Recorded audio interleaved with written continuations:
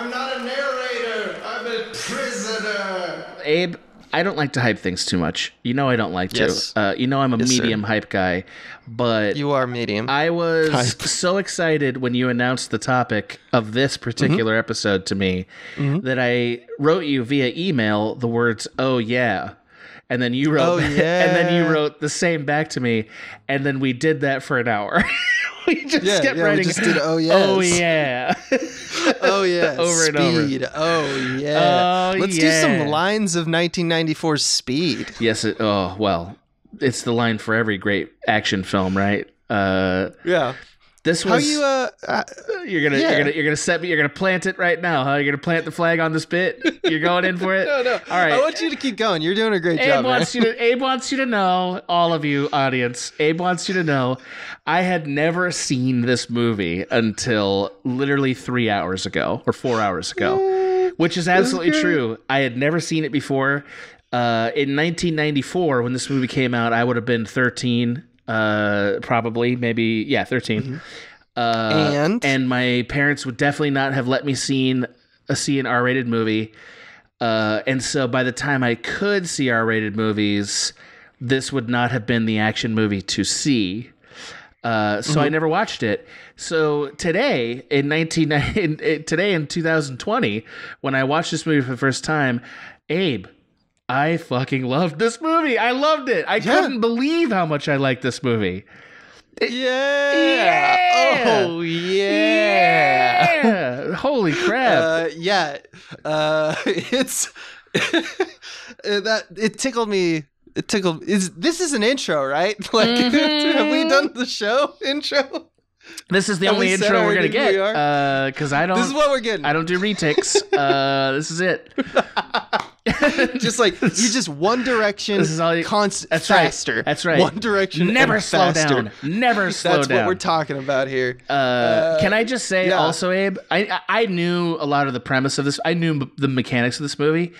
Watching it, I was struck by, hey, this is a fucking good idea for a movie. Like, you know what I mean? Like, I just, like, everything about this was like, this is a good fucking movie. Like, it's very good. I think it's a great movie. It's an absurd ass premise. Doesn't matter. Though. Doesn't matter. That's exactly right. Totally great. Yep. That's a podcast. Yeah, this is a spicy meatball. This is the spiciest meatball. You nailed it. Because that's kind of what we're talking about today. We're talking about, this is an absurd thing. And it totally freaking works. It really does. I love this movie. Yeah. I'm glad you like this movie. I want to dig into the meaty center, you know? I want to kind of do a little pop quiz hot shot, at the end.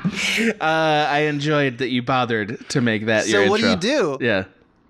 So what do you do? What do you do? What do you do? Well, I wrote a little essay, so I want to kind of talk about some stuff. Great. Please do that. And you can respond. This is a little bit more, like, you can interrupt me and stuff. This is kind of a more laid back conversation. I don't really have like a central theme. Great. I just have an idea of like what I think worked in this movie. I do have there are some things that I think people will be find enjoyable that, like, I didn't realize that that's actually true. For example, one of the main ones being that obviously Speed has 3 acts, and if you think about it, the 3 acts actually deal with the geography of LA. Like, the first act deals with the skyline, LA's the height, the verticality of LA. The second act deals with the wide, lengthy spread via the highways and like just how LA's laid out and how it's confusing. Yep. And the third act details the little known LA subway subterranean tunnels. So you can kind of get like high, low. You get all, you know what I'm saying? Elevator, highway, subway. Abe, you just gave me metaphor euphoria. You just fucking gave it to me, baby. Yeah. So that's what we're going to do today. I loved it. That sounds like someone wrote that down before this was a movie and was like, you know what? That sounds like 3 great set pieces for like a traditional 90s action movie, right? It sure do. Yeah. I think it's actually smarter than that, and it's intentional. That's what I'm going to argue. I like. There's so many action What? movies that don't bother to have. They don't motifs. need to because you blow up a car and we're like, whoa, Yeah, wow. yeah. And that's all. That's what we're paying for, right? Yeah. And here comes Jan de Bont, director of Speed, cinematographer of Die Hard, which he learned a thing or two from the director of Die Hard, John McTiernan. I actually made a video about it. It's on the Small Beans YouTube channel where I talk about Die Hard. You love McTiernan. McTiernan is... And I'm going to talk about a lot of that stuff because I think it's the same thing. And the reason I am doing it and I'm confident that I'm right is because it's now not one movie. It's now two movies. And actually, when you start looking at it, it's the careers of John McTiernan and, to some extent, Jan de Bont. I just want to... this is the point where I think it's important for you to acknowledge, Abe. You love McTiernan so much. You love him with your whole heart. McTiernan is the king. Yeah, you love him. Oh, yeah. I love everything about John McTiernan. Well, I don't know. Maybe not everything. I shouldn't make a hero out of him as we're making heroes out of people. That's not a good thing. I don't suggest anyone do that because who knows? John McTiernan may I believe he went to jail at some point. You might want to look into that. Did he? Yeah, I think and he probably doesn't like Filipinos or something. Like he probably has some weird shit that's going to come out in 10 years. Yeah. And I'm going to look back at this podcast and be like, God damn it, John McTiernan. And people aren't going to be so good. They're not going to be mad at him for it. They're going to be mad at you for liking him. Mad at me. Yeah. Yes. Yeah, that's what's going to happen. They're going to be like, that's the point. Can you believe Abe liked this man? Yeah. This is about me. Right. Walking around like a satire. Yeah, John McTiernan is a great director in my opinion. I also like how he talks about movies. He if you ever want to get real turgid for film, watch an interview with John McTiernan. He makes filmmaking sound sexy as hell. Sexy as hell. Yeah. He's setting up those shots, baby. He's just a cool customer who's just breathy? Doesn't have anything to prove to anybody, and he's just talking about the way he makes movies. He's getting breathy and like you know that? What? Is he's getting breathy like that? He kind of does. Wow. He kind of does talk like this. Wow. Yeah. He kind of talks like I don't know. It's just how we did it. I haven't been under his spell yet. I guess I need to do that. Especially when he's talking about Die Hard, because we all know Die Hard slaps, and so he's like, yeah, I'm talking about sympathetic dolly motion. He's talking about the speed here, the same speed as there, because I wanted the audience to feel like when that cut, you're still going on the same journey, so I kept the directionalities the same. He's doing that stuff, and it's just like, oh dear. Meanwhile, my God, this man knows his craft. Abe's sitting home alone with a towel, just watching the whole thing. Yep, that's what you're doing. That's right. Yeah, Die hard indeed. All right.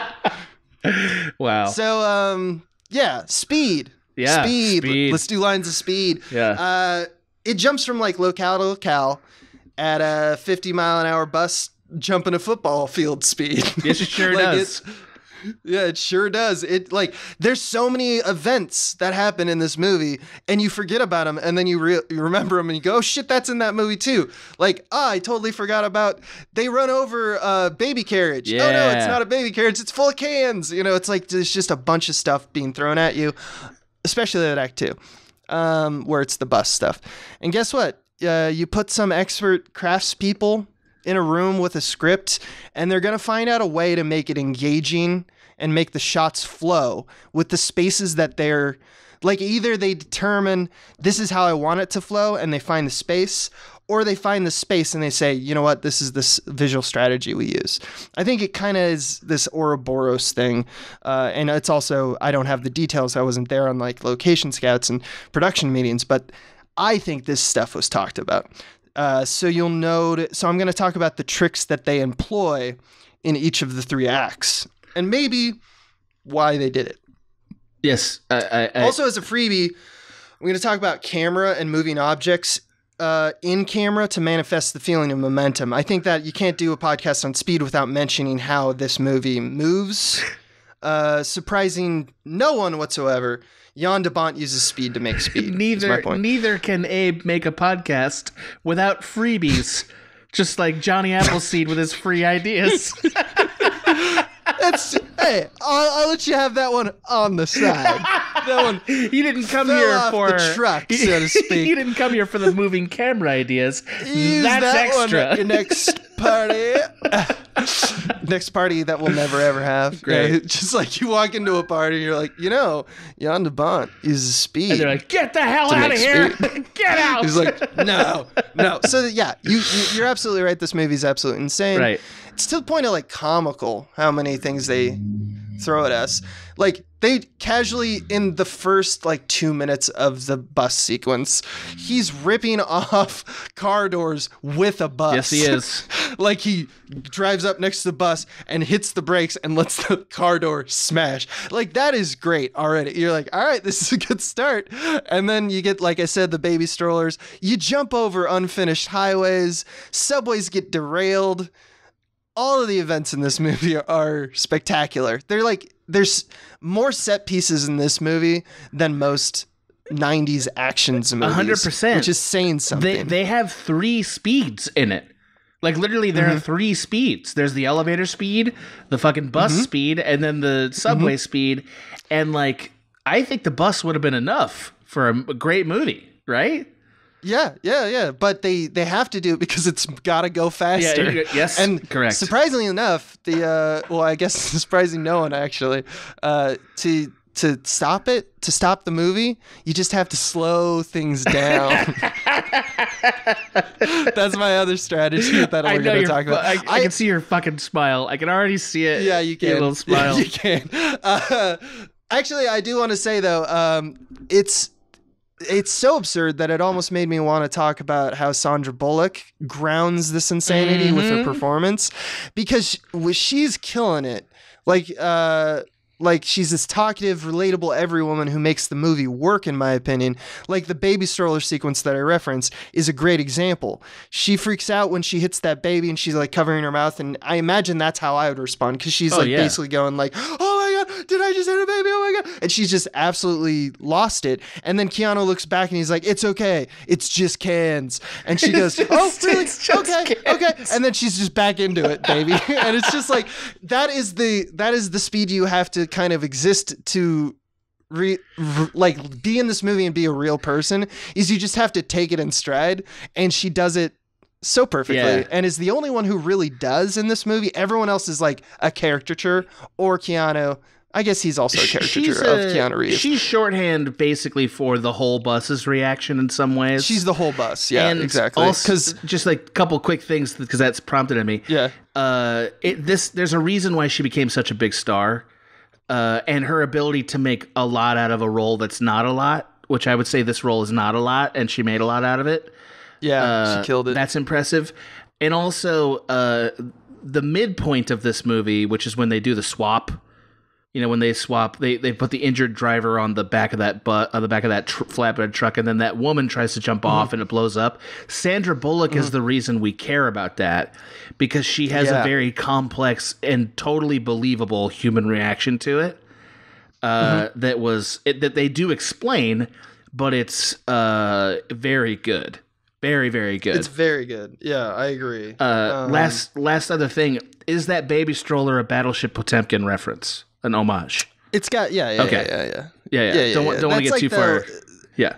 I mean, honestly, at this point, I feel like there's few things in Battleship Potemkin, which is like I can't remember. It's been so long, like 1919 or something like that. Yeah, very early. Silent film. Yeah, I believe it's Polish or something. I think it's Russian. But, it's Russian. I believe so. So yeah, and it shows a baby stroller going down stairs. Yes, called the Odessa Steps. In a outside courtyard, and like it's slow motion as it does it. We don't see the baby, we see the stroller, and you see the mother like screaming in slow motion, like really slow. You see people trying to run after it. It's like a very engaging scene about like the tragedy that befalls like this town, and it's been redone by the Untouchables. Did it. Like there's a ton of references to it. I think Edgar Wright did it in Spaced. Like people just bring it up because they're like, we like movies, and it's like a well taught sequence, if you didn't know. I'm sure people are already like, yeah, it's just like the Wilhelm. It's, just it a reference. Actually even more ubiquitous than the Wilhelm scream somehow. It's in a lot of things because it's louder. But Wilhelm is everywhere. It's true because it's easy. Correct. You can sneak one in. But yeah, anyway, especially because how do you even find a baby stroller like that in 1994? I have no idea. It's like, it literally looks like an old timey baby stroller. Yeah, anyway, that's right. I just really appreciated how you said it's cans. Thank you. Well done. It's okay. It's just cans. I love Keanu. So anyway, let's talk about the big theory that I really want to unpack, which is how this movie represents LA geographically. And like, even though the inside of the bus is doing the heavy lifting, like you mentioned, in terms of getting to know the LA people, I think Jan de Bont and company do a very good job of giving us visual strategies. And I'm a longtime proponent of this. I think there's some element of subconscious that happens here when you do things with lines and like just when you think about a frame and you think about its composition, lines leading to different places say different things. Maybe, like, for example, I could show you a series of cards and the cards have on them like vertical lines or horizontal lines. And I'll show you a bunch of cards. I'll show you, here's like, let's say I showed you 5 vertical lines in a row, and then I show you a horizontal line. And then if I were to ask you, what does that mean? You would say, absolutely nothing. What the hell are you talking about? But if I give you one thing, like one piece of information, like the vertical lines are at war with the horizontal lines, and show you the same thing, the same 5 cards in one, you might actually respond with something like, the horizontal lines are fighting back. I don't know. Like, it's giving you context to how you're watching it. And that's kind of what Speed's doing with its vertical and horizontal lines. And the reason that I think this is because the verticality and the horizontal lateralness of the acts themselves and where they take place. I'm fascinated by this. So you're going to argue that the direction that the lines point has emotional meaning because of where they are. In the screenplay, it also builds this subconscious kind of feeling of like, oh, this is a new space, or, oh, this is like, I need to be looking up and down a lot. For example, in the elevator sequence. Yes. Which makes sense. Right, of course. That's how an elevator moves. Right. So your eyes are constantly scanning. We know these tricks through filmmaking and just studying how people watch films. Their eyes scan up and down. We have vertical lines. Or horizontally, that like blends into the background. It feels flatter. I'm going to reference a guy that we both took a class from, Bruce Block. Yep. In this as well. And he kind of lines that out. I'll get up more on that later as we get into the specifics. Another important thing that I want to say is that camera lensing is super important to this movie, because the conventional wisdom is that you shoot action in the wide, meaning like lenses in like a 20 millimeter to like a 40 millimeter, or I guess like 50 millimeter range. Even 50 is like, that's not wide anymore. That's middle length. Yep. The concept in the 90s of the action adventure blockbuster is this concept of middle distance became like in vogue. The reason I think is because of specific people like Michael Mann, John McTiernan, Michael Bay, Tony Scott. They were like, shoot it on like a 40 millimeter instead. You got a close up, maybe let's shoot it on a 70. They're getting longer with the lenses. I have a theory on why that's true. I think it's because a lot of these people came from music video and advertisement, and ads like to compress space, and they use lenses that like cause the space to compress so that you get a more flat image and a more attractive product. Presentational. Yeah.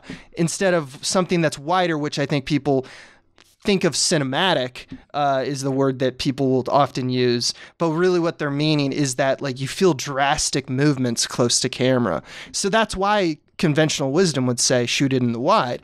Because if my arm were to move in a wide shot, it would move more drastically. and exaggerates these movements, the lens, that is. Smaller in-camera motions will be exaggerated. So why would they choose to do this? Well, I don't know, but they did, and it kind of became the look and feel of the 90s, film grammar-wise, about the, that kind of thing.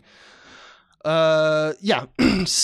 Also, I'm also only going to talk about action sequences, not like, let's not talk about like the conversational scenes. That There's so few he kind of of did them. more. He did more traditional coverage for like when they're talking. I'm talking about like set pieces, like when the bus is smashing into stuff, when it's driving around, and like swerving. Anyway, I mean, that's one of the things that's kind of a miracle about the movie in general is that like there's only like one or two dialogue scenes that isn't in the middle of an action sequence. Yeah, exactly. So it's kind of blended together. But I mean, like shots of people's faces. Like, yeah. All right, he's got medium close-ups dialogue, everywhere. Yeah, exactly. And that stuff is less like, it's where my theory falls apart because it's not really why you wouldn't do that. Like maybe you would for a different movie, but not for for a blockbuster in the 90s. Not really. I mean, I don't know what else you can do with this. It's like something has to give to make this premise work. So I don't know. I think it still holds your argument. Okay.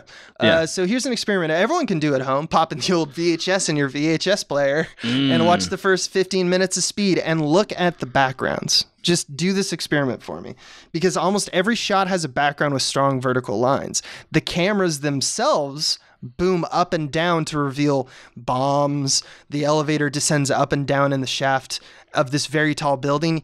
Even the shots of the exterior are shown looking up at a three-dimensional vanishing point. Like we're on ground street level and we look up at the skyscrapers of LA, which is kind of interesting because this is something that LA isn't always known for. But like in a pinch, one of the reasons that LA can kind of work for like parts of New York or other towns is that there are skyscrapers here.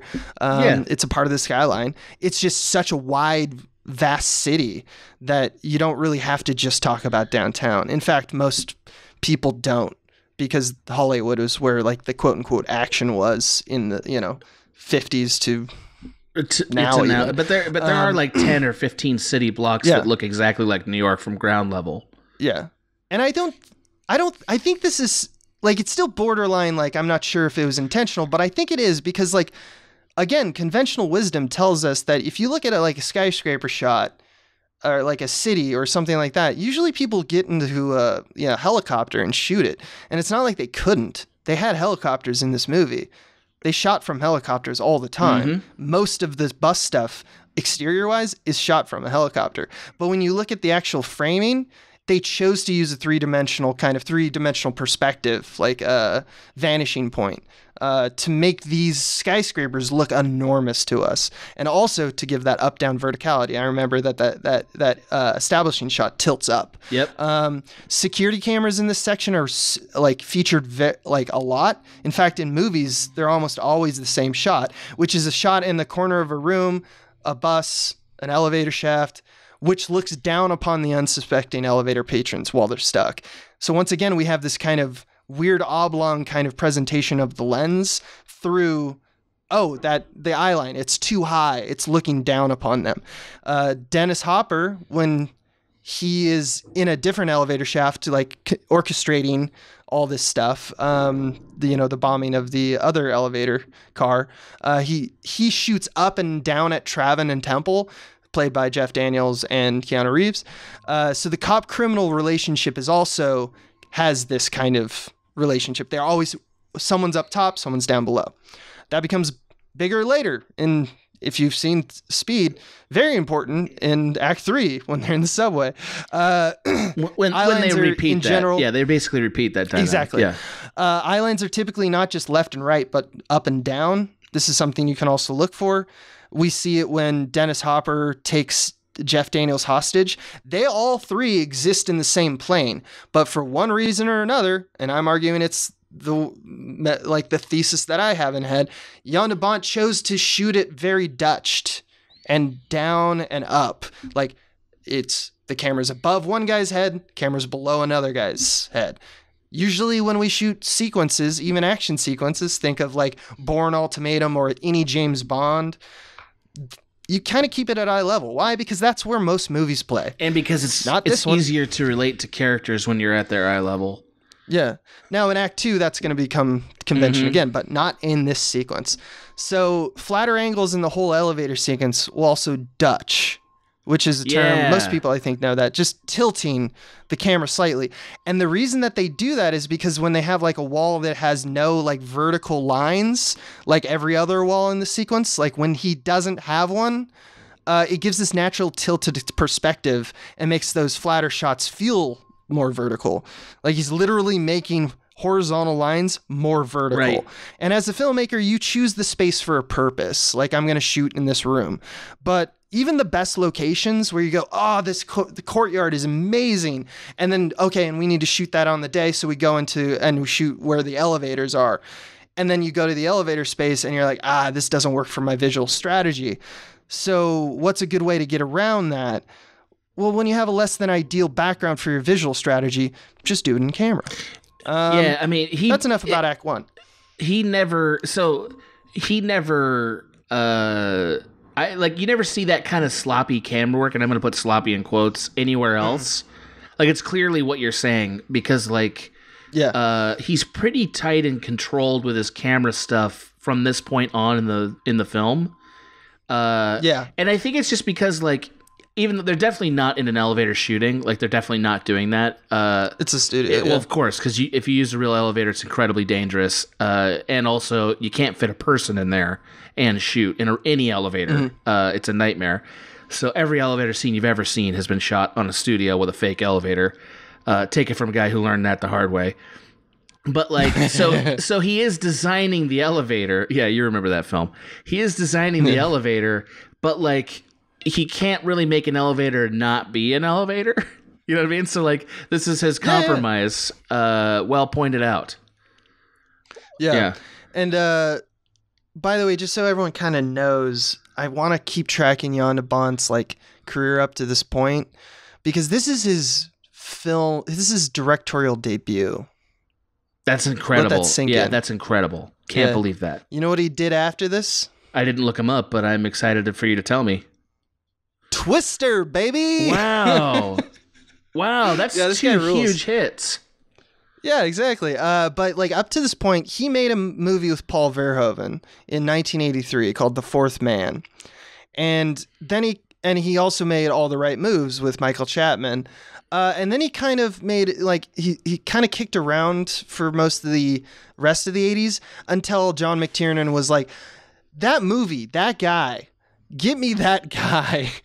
The man who shot Fourth Man, that's who's going to shoot Die Hard. And from that point on, his career just, like, took off. Interesting. Yeah.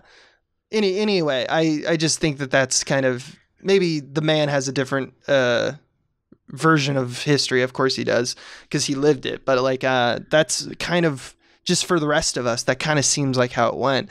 And I think it's because he's doing stuff like that. He's kind of like your Drive episode.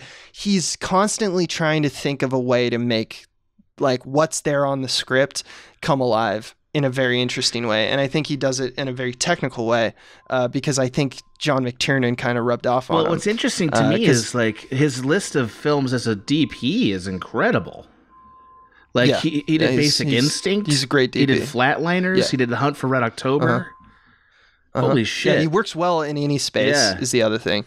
Yeah, he's good in tight spaces. He's good in wide spaces, which I don't know if like that's probably not as true anymore, especially with the advent of like cameras that are a lot easier to move around and stuff. But like there were people who were in the 90s and before who were like John Toll, Mr. Daylight exterior, like John Toll, I shot Braveheart, John Toll, like these guys, they didn't get much.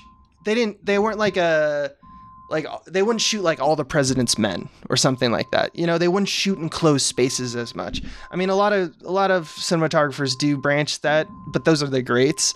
There was like a kind of, like know your role, know your lane. And Jan de Bont is definitely not one of them. No. As a cinematographer, he definitely could shoot anything. Yeah. So yeah. let's talk about Act 2. Cool. So the idea here is that it's like you got a bunch of vertical lines in the first 15 minutes, 20 minutes. And then you got a bunch of horizontal lines that just, it doesn't even all like start to slowly crop up or anything. It's like Act 2 starts, we're now all horizontal lines as your backgrounds. It's crazy. If I said the words, let's do a little experiment. And you can do this at home, but I can't hear you. If I were to say the words fast and horizontal, about a shot in speed, I could be wrong, but you might think of the shot of Keanu and Sandra Bullock sliding under the bus on the bus hatch in each other's arms. Was I right at all about that? Because I think please write fast in. And horizontal. Please write in and tweet to Abe about whether he was right. All of you, please tweet Abe about is Abe right? Please tweet that. Yeah, but like I don't know. It feels to me that that's like a very memorable shot. Yeah, and the reason I chose that is that it's good to keep in mind because I think it exemplifies exactly what he's doing in the sequence. So let's kind of like start to pick apart what he's doing in the sequence, and I'll come back to that shot. So if up and down lines, up and down camera movement, up and down subject movement play big roles in Act 1, Act 2 is about the highway, speeding through the length and breadth of the 10 freeway, which is what they actually used to shoot the movie. In the movie, they actually call it the 105, which is also a highway in LA. It's very confusing, but only if you live in LA. I couldn't figure out what exact freeway they were on, because the 105 is about 10 miles south of the 10, although they run parallel. Yeah, exactly. Exactly. So so it's the 10 is like the biggest LA's largest east-west freeway going from downtown Santa Monica. So anyway, it is insane. It's not every shot, but if you're watching Act 2 with the horizontal directionality in mind, it's insane. It's got to be intentional. The horizontal barriers that enclose LA freeways give us a nice, strong horizontal background on almost all the lateral shots of the bus. Like, because you get the street whizzing by with the lines of the on the road. You get the curb a little bit and the little part where you drive off when you're getting pulled over. What is that called? Off-ramp. Turn off or whatever. Yeah, the off ramp. Yeah, and he's looking at those to make those all horizontal. That's how he positions camera. He really flattens stuff a lot. He flattens it. In this sequence, he flattens stuff a lot. Yeah, and there's a lot of swerving done in the movie. By the bus too, especially in the beginning when they realize there's a bomb, because they are in traffic and they have to like scoot around people to stay over 50. And this is mostly done. They position the camera front or behind the bus in order to make it so that the camera pans left to right as the bus speeds from lane to lane. So it creates a horizontal line. It creates one. It creates a horizontal orientation, not through lines this time, but through motion. The bus itself, when we look at like shots of the side of the bus, have strong horizontal steel beams. I think they chose this bus in particular because it's not an LA bus that looked like an LA bus in the 90s. I actually found out what buses look like in the 90s in LA. They do not look like this at all. They look more like like the buses of LA today look in almost any town. I was surprised about the design of the bus for that reason. Greyhound. Yeah, it's like a Greyhound, and it's like from a different time. Exactly. Like it's definitely created for the movie on purpose. It's also kind of a muted color. That's just some surprising things, like, because it's not super chromy. No, it's not. And as a person who saw the cover box about 1 billion times but never watched the movie, I just assumed the bus would be some kind of a bright color, and it's not. Right. No, it's a dull gray. It's actually supposed to be chrome, but I'm pretty sure they treated the whole bus to make sure it wouldn't gleam from the sunlight. It wouldn't reflect. Yeah. Because they scuffed it. That makes sense. I think, and that's a whole thing. You have to people have to do that. They have to make brushed steel on the side of that. They have to grease up. They have to grease up like grease up a bus with some like well, you gotta scuff marks. You gotta and grease stuff. up a bus, or it doesn't look good on camera. Yeah, it's like I forget what they use. It's some kind of like waxy kind of material that is like Amazing. Yeah, it's like waxy, but it's like super. Like I don't know. It's matte color. Right. It's like it doesn't reflect light. It sounds like that Simpsons joke, right? Where like dogs don't look like dogs on camera. You got to tape a bunch of cats together. I don't even know if that's a joke, but they do a joke like that. Like so. So the aerial shots from the helicopters, as I was kind of alluding before, they typically don't approach or follow the bus. Kind of like the swerving, had their strategy for that to make it left, right, left, right. The aerial shots force from up top. It makes it look, they look like straight down on it. And the reason they do that because they want to make the highway concrete look like a canvas. And like the rivets and the lines of the highway themselves, which are whizzing past because we're going 55 miles an hour, create a single line. It's just an aspect of the shutter speed, right? It just creates this long, it has a sense that it's moving, but it's this long tube.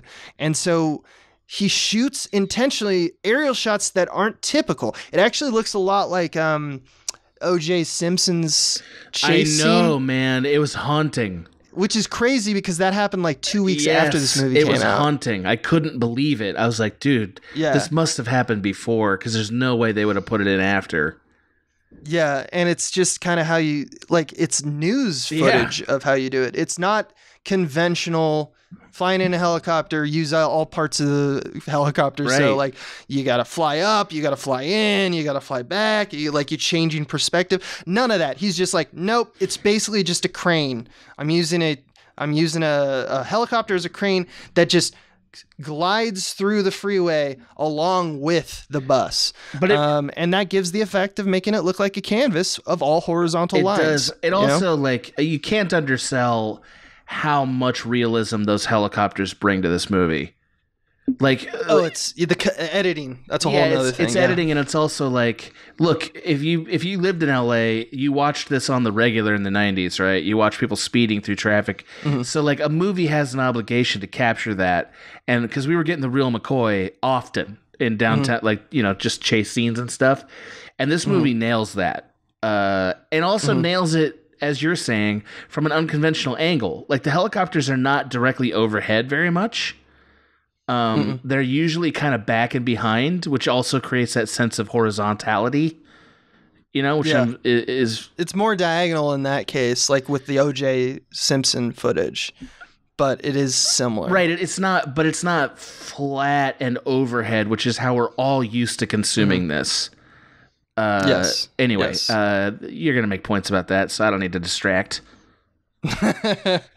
There's a moment I wanted to pick out, because if you watch it and you're going to watch this, because this is homework, everybody. Go do work. Work for it. The first time Keanu tries to slow down the bus once he's gotten on the bus, before he gets on the bus, we see him in that sports car. If you remember Toon Man, the Toon Man, his little license plate there. He peels right in front of the bus. And my other thing I love about this movie is Keanu Reeves' character is just a maniac. He's just constantly, he doesn't question he doesn't ask questions and he doesn't give answers. He just does things. And one of the first things he does is he takes over a car and then immediately peels in front of the bus just to make it to try to stop. Yep. Now, these shots, we bring back the verticality. If you watch, there's 8 shots that are cut back and forth, something like 18 shots in the sequence. When this occurs, there aren't that many horizontal lines. And it's because, like we find out in the movie, the strategy that works against Dennis Hopper, aka the Joker, I guess, because he really is playing a Joker. Right? He's doing a great, a little bit like sort of a muted version of his character from Blue Velvet, right? Yeah, right. Yeah. The verticality in this movie is what signals stop. Do not go forward. And that's the point of the movie, is to make speed stop. Right. Just And stop so- the speeds. Yeah. This is the sequence that made me go, is there something here? Why do we have windows now framing us vertically?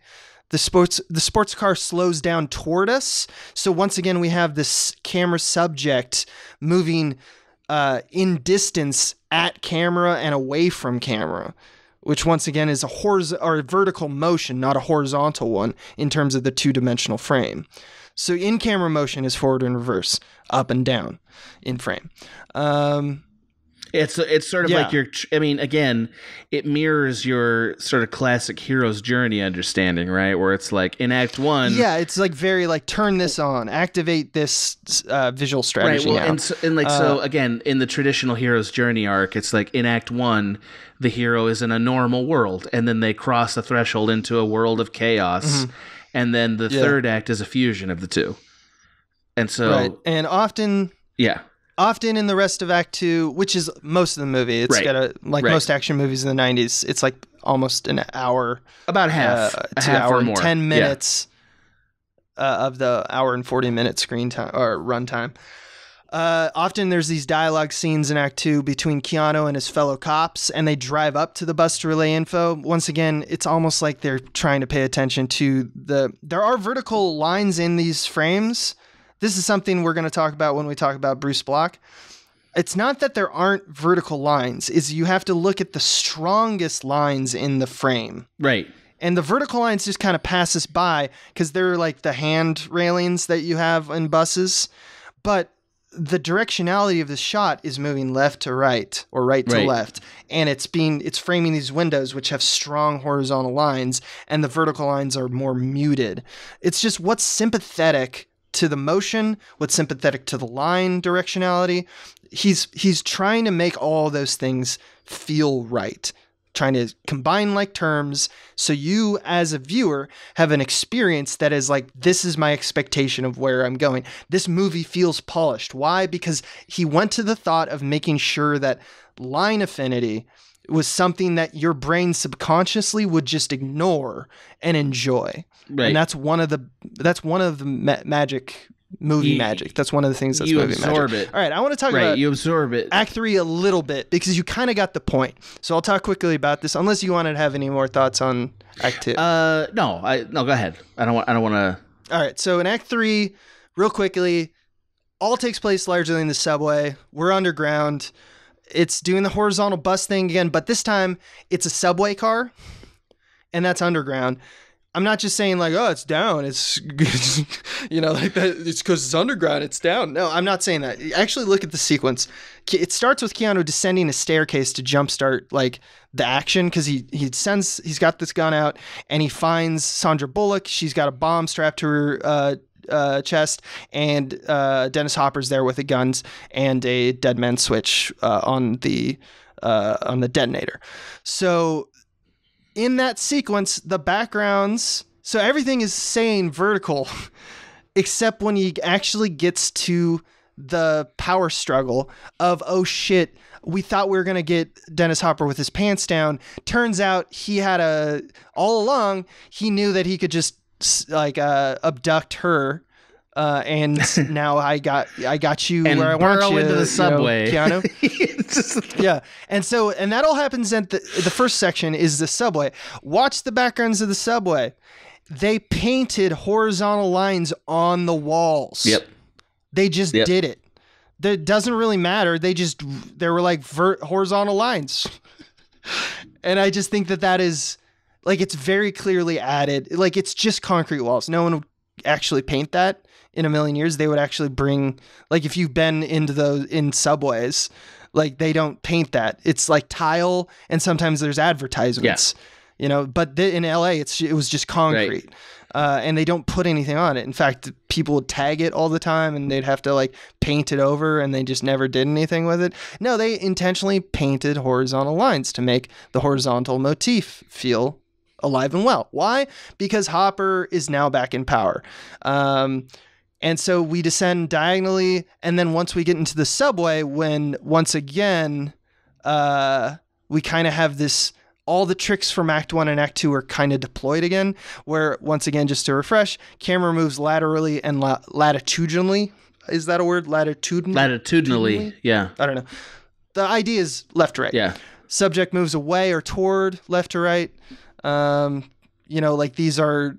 he's basically saying Act 3 is where you pull out all the stops. I'm going to do both the games. Right. But in the crucial moment where Hopper... when Keanu jumps on the subway and he's on the very top of the subway, once again, kind of mimicking the initial success against Dennis Hopper in the Act 1, where he's on top of the elevator, he's getting shot at from Dennis Hopper below in this subway car. We get this verticality again. So anytime Keanu Reeves is basically a thorn in Dennis Hopper's side, we move from horizontal to vertical, if that makes sense. Yeah. I mean, like, you're doing an excellent job of pointing out a thing that it's like I almost don't want to point directly at it because it ruins movies for people who don't want to have their movies ruined. But like basically every visual trick that a director does to establish what normal is, like and then chaos is, the third act is going to be a fusion of the two. Or an inversion of the two. Yeah, exactly. That's what they do. I mean, because you got to pull out all the hits, right? And because that's what the narrative is doing, and so your motif to support the narrative also has to do it. We talked about this with Drive, where it's like you had the cruise and then the intense drive speed, and then they flipped them to create emotional meaning, but also because that's what a third act demands. It's the same idea. Yeah. Now, I could probably I do have written down some more evidence of why I think this is all by design, just as like proof, but like go watch the movie and make up your own decision. I'd like to take this time to actually talk about how a filmmaker uses composition and motion in foreground and background to make a film feel fast.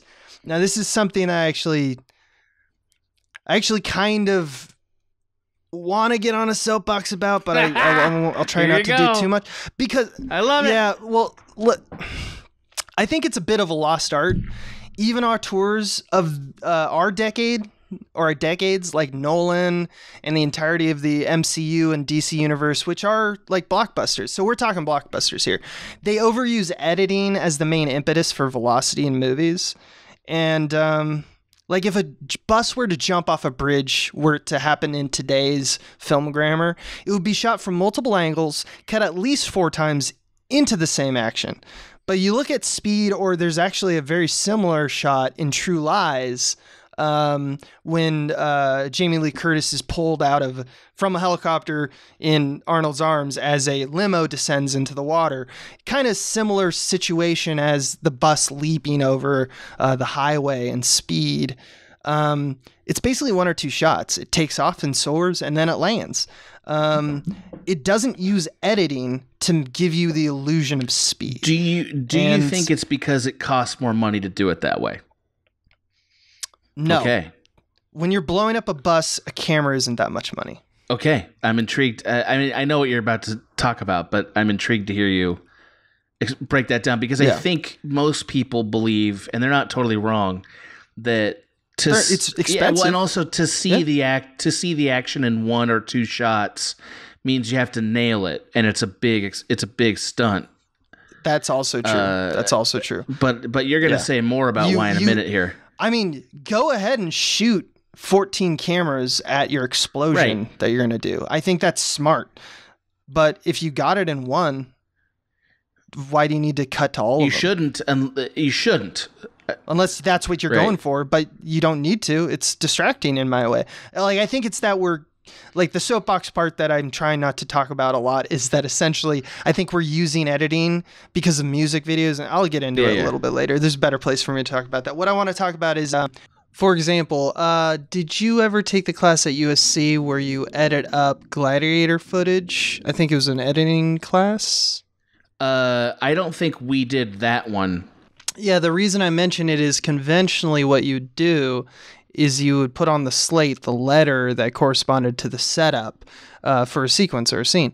And so he got up to like, you go A, B, C, D, he got up to like AG or like AJ or something like that. And it's because he had all these different cameras to basically cover the same action. And yeah, I had some in like the stands looking at extras and yada, yada, yada. So there's reasons for different shots that he would then use to cover the scene. But ultimately, when you just look at the fundamentals of like the scene work, he got it in like 5. He got on like 5 setups. And it's just, when you watch the edit of it actually play out, like the actual Gladiator edit, you see how he uses all of it because it cuts like it's just mayhem of cutting. But I think that that's how they speed things up now, is my point. Ultimately, we have erred on the side of editing to engage into speed, despite the fact that you can actually cover the same kind of action and have it play out and be fine in a few shots. I personally blame like Paul Greengrass and, you know, Bourne Identity and that kind of era of action films. That's ultimately, I think, what everyone ended up mimicking. Well, you came in with guns blazing. That's what you did. Yeah. I just, I'm bothered by the, you know, I don't know. I'm getting old, I guess. I want to return back to the conversation to that shot of Bullock and Reeves as they drop out and they exit the bus for the final time. And we see it, the music swells, and they like twist around on the hatch and they slide down the highway. And I want to mention another teacher of ours, Bruce Block, who a phrase I like to use, or affinity of line, is what he taught. And what that means is all lines going in same direction, or they're going in essentially the same coordination. What that does to the background of shots. So what you see in this particular shot of them sliding, I'm sure you can all remember if you've watched Speed, is that it's a beautiful shot because all of the background, the curbs, you know, like the lines on the highway, even the, you know, barricade of the highway, are all devoting themselves to this horizontal orientation that ultimately allows that whole background to blur into obscurity. So all of your focus and clarity as a viewer goes right on to the spinning Bullock and Reeves. And it's a beautiful way to just kind of pinpoint here, look here. It's beautifully done, and it's done because we're kind of taught by the machine that is the movie to look for, or rather dispel in this case, the affinity of line so that it becomes obscure. It's like this hyper speed kind of blurring that happens. And because of that, it becomes a blank canvas. And that's kind of one of the other powers of affinity of line. Yes, it's really about directing the eye somewhere. I was going to say, just briefly, anybody who researches who Bruce Block is, they're going to research who he is, and you're going to find out he's the producer of What Women Want and be like, what? Which he is. Which he is. He teaches a class called Visual Expressions or something. Yeah. Yeah, it's the best part. That class is one of the best classes any of us ever took in filmmaking, because it's about all the different ways to manipulate imagery for emotional effect in a story. It's awesome. Yeah, exactly. That's exactly right. Right. Yes. Correct. Yeah, it's kind of what you imagine film school should be, because it's inspecting exactly like, what does a long lens do? What does a wide angle lens do? How does it affect frame? How does it affect the scenery? You know, it's trying to use the tools to evoke meaning from tactics. And it's something that like directors, everyone needs to everyone learn, should, right? There is no craft other than, I guess, maybe sound design, where that stuff doesn't impact you. Like, if you want to be in production design, it impacts you big time. Directing, big time. You know, editing, big time. Like, all that stuff. Like, it all lines up having to deal with all these motifs, because if you don't do them right, they jar. You know, I mean, that's the issue. Yeah, kind of my conclusion is it that is awesome. You said that it's awesome. I know, it's dumb and great. Yeah. And I just want to kind of come to bat for craftsmen once again, craftsmen and women who, yeah, this may not be a drama that would win the best Oscar, but ultimately the tactics employed by the camera team in this particular case, which is kind of what I focused on, and the location teams, production design as well, all that part. When you examine the details that they were kind of aware of before they jumped into the picture, they used every part of the beast and they manipulated things like Affinity Line or camera lensing in order to evoke a complete picture. And I just kind of want to say, hey, that kind of thought process goes behind that. And those craftsmen and women who don't win awards often are overlooked for that. I would argue that they have to be at least as competent as like somebody who wants to make an indie artistic drama, if not more so, because they have to solve like problems that like you just frankly don't have to solve if you're making a movie like Whiplash or whatever, Yeah. And so I guess ultimately I'm not trying to throw shade on those types of films.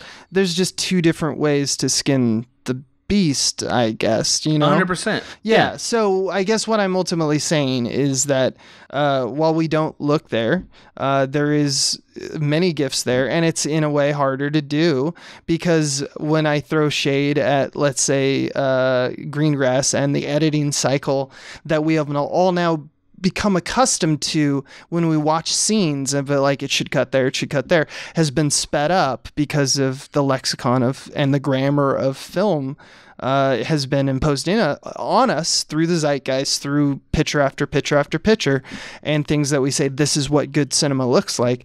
The modern version of that it's easier to do that.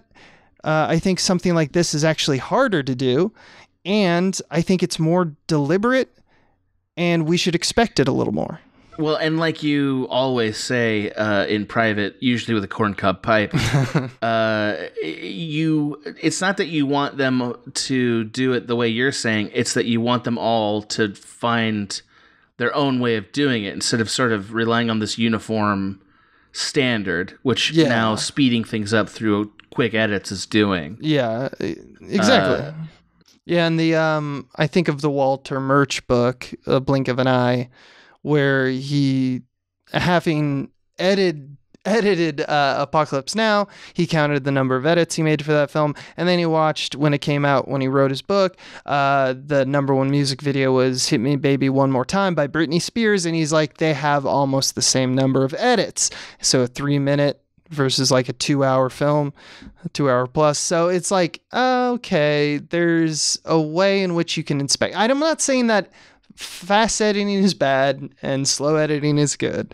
That's not what this is about. It's not about the numbers, but what they do exhibit is a focus on the trend itself is saying, here's a crutch we can do. We can do it in post. We can build speed in post. So let's not worry about it on the day as much. Let's just get many, many shots. That's fine. You can build a thing around that. But I don't know if it's as intentional as crafting it from the beginning. I mean, no, it's not. Speed is surprisingly riveting given the fact that it's not being done at the Greengrass speed. You know what I mean? Like it tells you that, again, the thing that I always say while I beat my chest on my corncob pipe, which is like you cannot substitute in like anything for the emotional stakes of a scene. You know, like Speed does such an excellent job of like, here are the stakes and here are the rules, and everything about it is going to be all intense all the time. And because like fundamentally we believe the emotional stakes, it works. I do wish the villain had a slightly more cohesive motif. Not visually, narratively. Like his purposes are a little bit muddy. And like, for instance, you keep calling him Joker-esque, which he is. But the Joker is always a little more consistent than this guy is. Like, it's about money, but then it's not about money because it's really about making a statement. And I'd say that's a little bit of a flaw in the screenplay. But hey, man, I'm nitpicking. This is a really great movie. I would also... It's incredible. Yeah, it was incredible. Yeah. I also kind of felt like the movie could have been over without the subway altogether. Yeah, you know? but they give you 2 finales because that's speed, baby. Right. That's actually the point where I was like, I kind of feel like this might be detracting from... like the bus was like so satisfying and well thought out that I didn't want the subway actually. You know what I mean? It's only 15 minutes. It's quick. Yeah. I'm not mad about it or like about it. I'm more just like, man, no when you've already won. Like when you take a yes and move on, you know? Yeah, I think movies now are more aware of that. Like you see a lot of movies like Dread or The Raid usually came from martial arts films where you do a lot of like, hey, let's just get a guy or, gal and throw him in a building with a bunch of bad guys. And by the end of it, you're done. You killed the bad guy. You got it. You got movied. Yeah, I could see a Speed remake that's just the bus. I would not hate that. I might be just fine with that, to be honest with you. The problem is that it's like it's timeless. Like, why remake it? It's good. I don't know why you would. I don't know what we would get out of it, but I do like that. I do like that it definitely feels like they went all in and did it. Like it feels the same way that Jurassic Park felt. It felt very much like we did everything right, and we spent the money, and we're bringing you this, and it's like, yeah, you fucking did, 100%. You know, like they didn't try to cheat us or do any or cut corners, really. Yeah.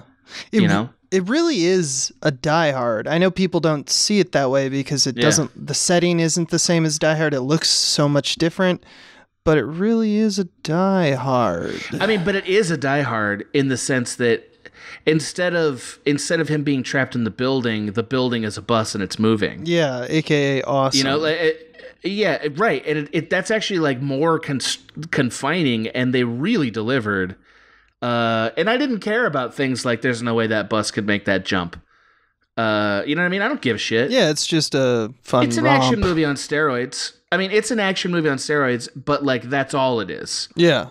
Like it's not like and then laser sharks. Like it's not doing that, you know? It's just like it could do that though. No, just kidding. Yeah, and I think it's honestly I enjoyed it more than I don't know, a lot of fucking action movies I've seen recently.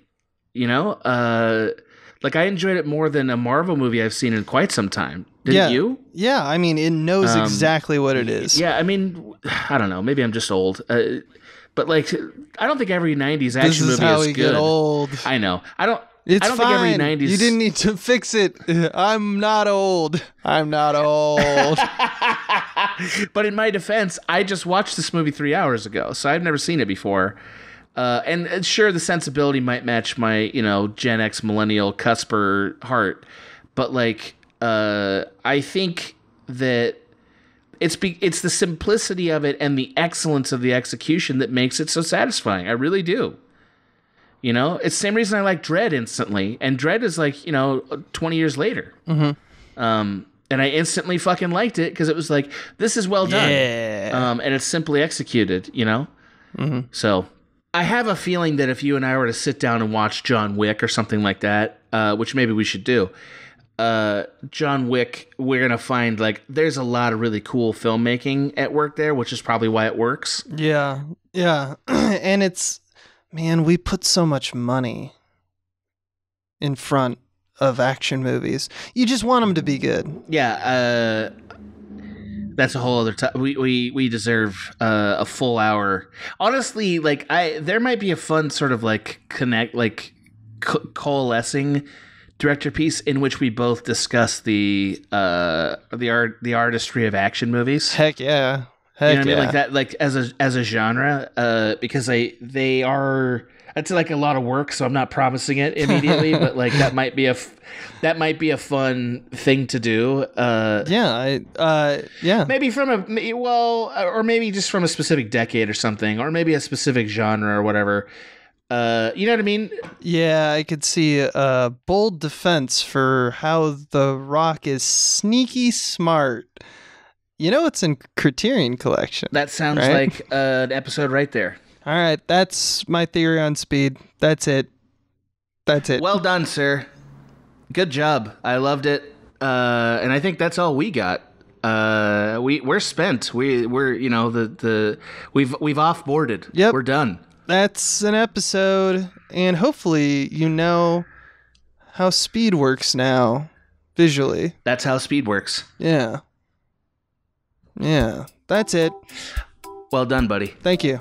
Love you. This has been a Small Beans endeavor. We're a bunch of pals who make podcasts, sketches, music, web series, and movies. The Beans always have new ideas percolating, so make sure to check us out at patreon.com/smallbeans. That's patreon.com/smallbeans, where you can browse all of our current and past content, see what we've got planned in the future, and learn how your support can help the small beans grow into huge, giant monster beans. If you enjoyed this content module, please like, rate, subscribe, or tell a friend about us. We love you!